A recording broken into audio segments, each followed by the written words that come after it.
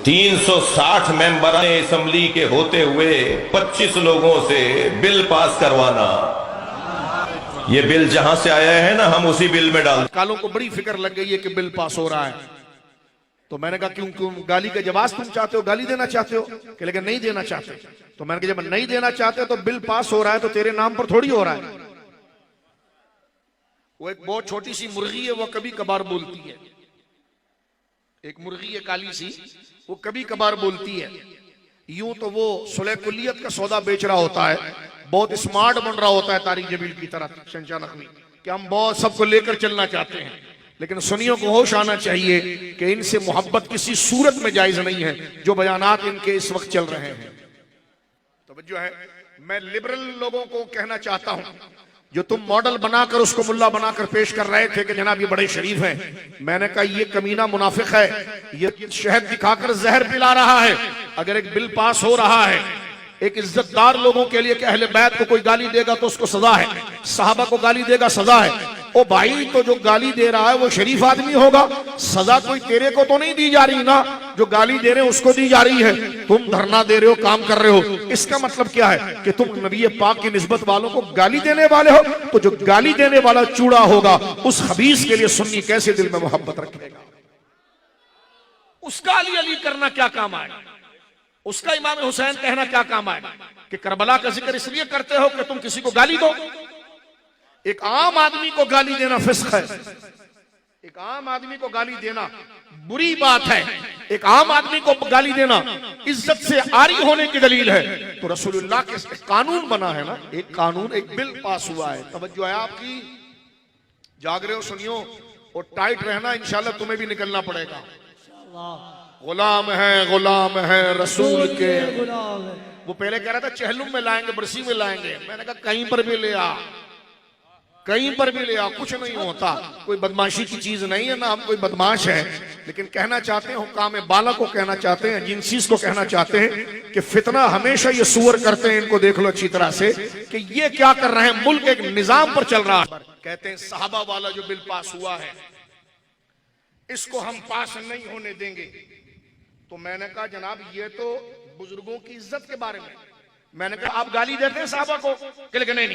मैंने कहा मुझे इजाजत है कि मैं तेरी बहन और माँ को गाली दूं? कि लेकिन नहीं, ये कैसे हो सकता है, आपको तो फिर चार्ज करेंगे हम। तो मैंने कहा जिस पर ये पाकिस्तान बना है उनकी इज्जतों को गाली देने का बिल अगर बन गया है तो तू गाली देना चाहता है? कि लेकिन नहीं। तो मैंने कहा जो गाली देगा वो मुजरिम होगा कि नहीं होगा? कहा? तो मैंने कहा कानून तो बनना चाहिए।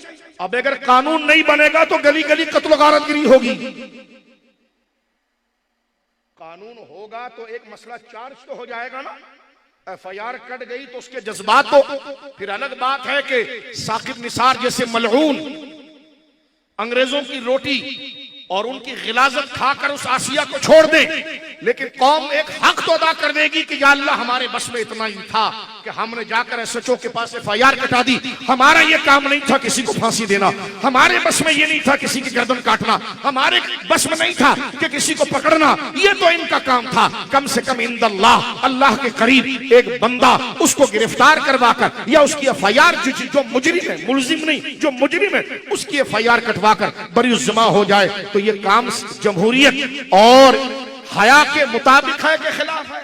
कहते हैं उनकी ये सेनेटर है गालिबन या इसकी एमएनए है, कहती है इस कानून को तो मैं पास नहीं होने दूंगी, कानून को पास नहीं होने दूंगी। मैंने कहा अल्लाह इस कौम को गैरत सिर्फ अता फरमा दे, खुदा इस कौम को गैरत अता फरमा दे और इसे पता चल जाए कि नुमाइंदे कैसे हो।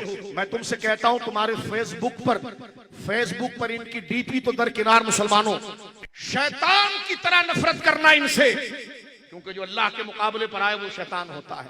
क्या साहबा अहले बैत को सुनने आए हो?